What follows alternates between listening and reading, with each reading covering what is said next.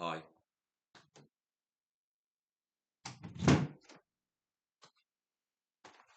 So complex ions. What are they? Simply, complex ions are ions formed in a transition metal, or mainly metals. Transition metals react with something called ligands.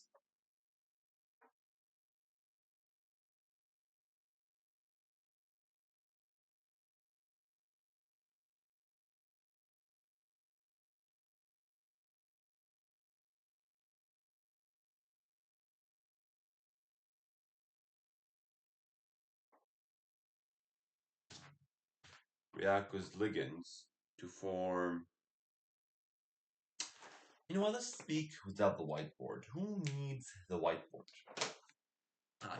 My name is doesn't matter. Yeah, that's not my name.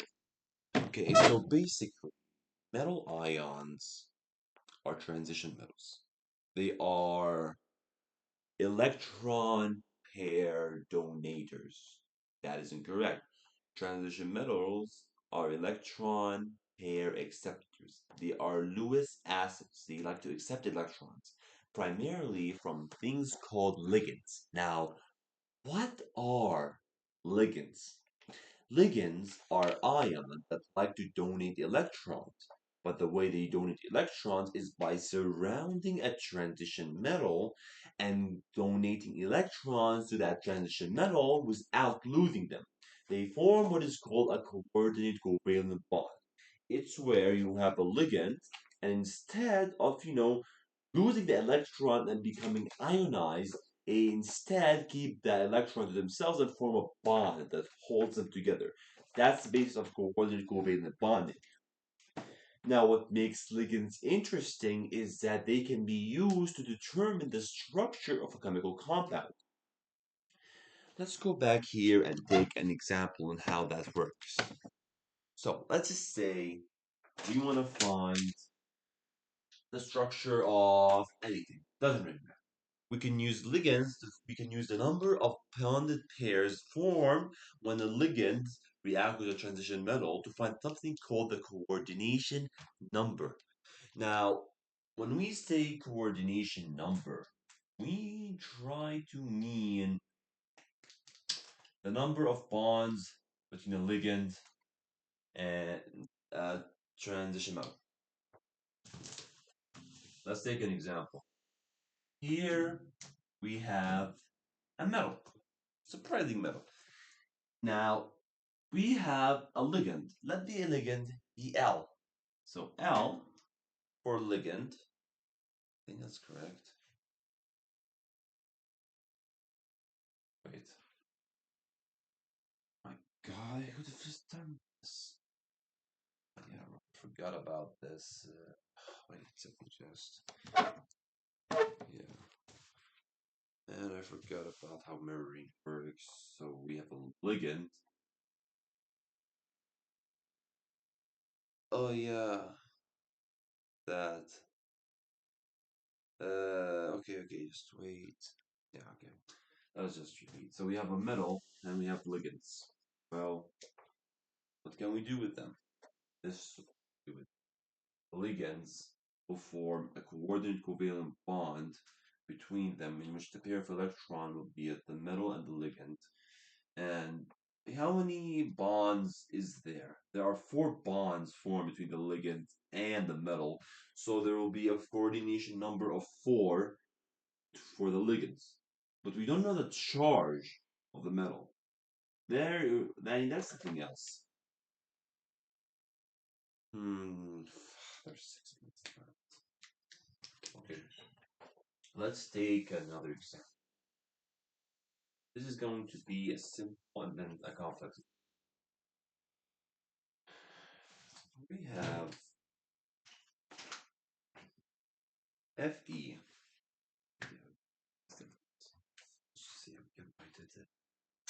Fe. This is good. Yeah, this is good. H2O.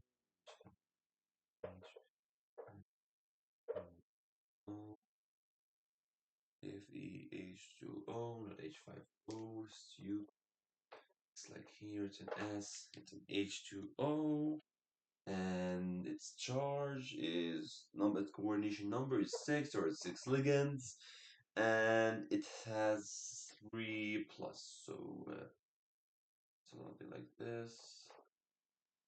Yeah, that makes sense. So, how calculate the charge of Fe?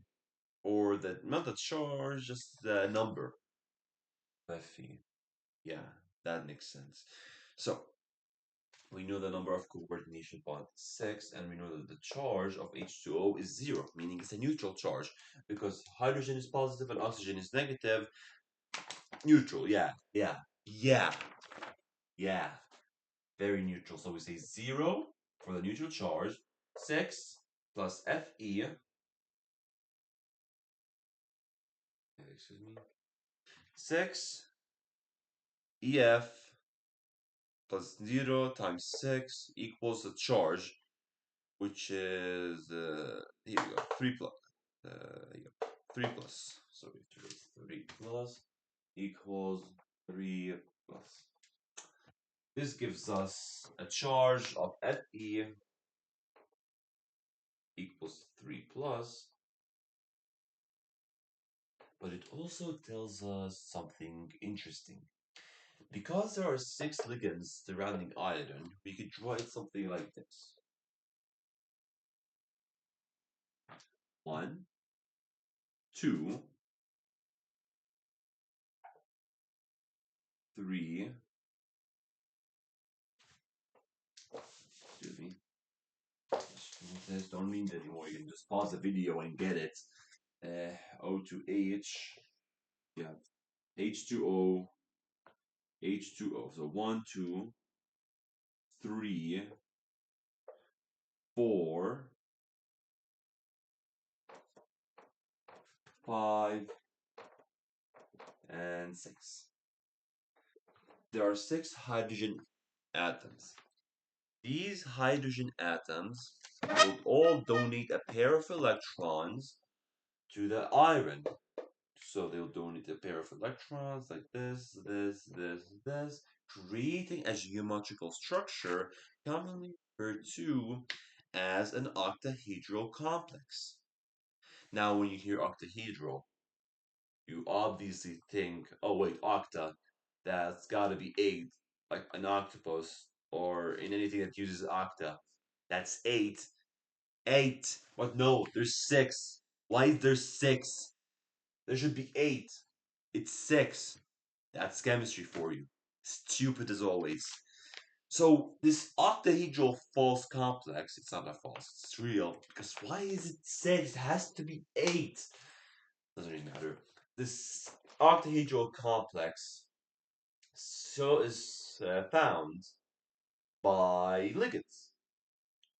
And in the future, when we make more videos like this, I'll probably explain how these structures can be made more accurately. But for now, here's the structure of iron, surrounded by water ligands. And we can see that the ligands are Lewis base donors. Iron is Lewis acid acceptor. Accepts electron.